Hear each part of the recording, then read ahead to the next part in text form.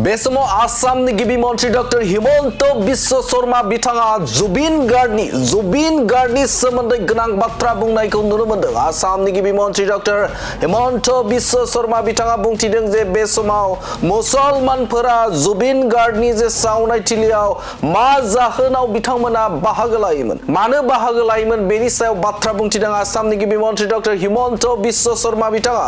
आसामनि गिबि मन्थ्रि डक्टर हिमन्त बिश्व शर्मा बिथाङा मुसलमानखौ थांखिनानै बाथ्रा बुंनायखौ नुनो मोन्दों जे बे समाव मुसलमान हारिनि सुबुंफोरा जुबिननि जे सावनाय थिलियाव मा जाहोनाव थाङोमोन बेनि सायाव बाथ्रा बुंथिदों गिबि मन्थ्रि डक्टर हिमन्त बिश्व शर्मा बिथाङा रोखा बाथ्राखौ बुंथिदों जे जुबिन गार्डनि सावनाय थिलियाव बे समाव बिथांमोना जुबिन गार्डनि थार बिजिरनायखौ नायगिरनानै बिथांमोना थाङामोन।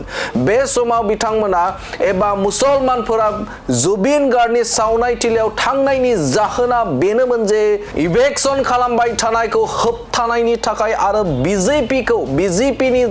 बिजेपि सरकारखौ बे समाव गैया खालामनो एबा फोजोबस्रांनो थाखायसो बिथांमोना बाहागो लाहैयोमोन होननानै बाथ्रा बुंथिदों गिबि मन्थ्रि डक्टर हिमन्त बिश्व शर्मा बिथाङा। बे समाव एन्टि बिजेपि बिथांमोनासो जुबिन गार्डनि सावनाय थिलियाव थांनानै बाथ्रा बुंहैयोमोन, बिथांमोना राव होहैयोमोन होननानै बुंथिदों गिबि मन्थ्रि डक्टर हिमन्त बिश्व शर्मा बिथाङा।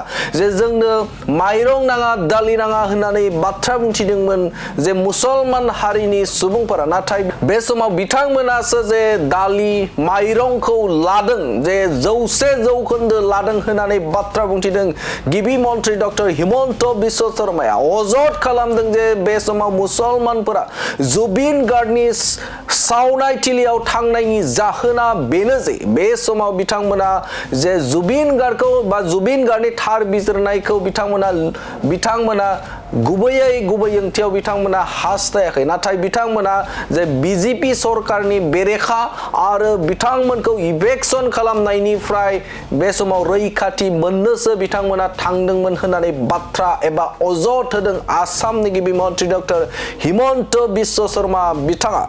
दालि नालागे, चाउल नालागे, চবেই দালি লৈ ল'লে, চবেই চাউল উঠাই ল'লে। যিসকল মিয়াই জুবিনৰ সমাধিত চিঞৰি আছিল আমাক দালি নালাগে, চাউল নালাগে, চবেই চাউল ল'লে 100%, দালি নিমখ চেনি ল'লে 90%, 86 হ'ল আজিলৈকে। ক'ত গ'ল এতিয়া এইবিলাক? গতিকে গোটেইবোৰ কিয় আহিছিলে? জুবিনক ভাল পাই নহয়, বিজেপিক বিৰোধিতা কৰিবলৈ, হিমন্ত বিশ্ব শৰ্মাক বিৰোধিতা কৰিবলৈ, যাতে এভিকশ্যন নহয়, যাতে চৰকাৰখন ভাঙি যায়। কোনেও জুবিনৰ গান এটা গা বুলি ক'লে গাব নোৱাৰে। দালি নালাগে, চাউল নালাগে, চবেই দালি লৈ ল'লে, চবেই চাউল উঠাই ল'লে।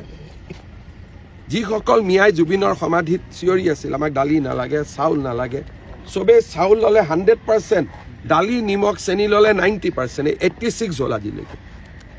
ক'ত গ'ল এতিয়া এইবিলাক? গতিকে গোটেইবোৰ কিয় আহিছিলে?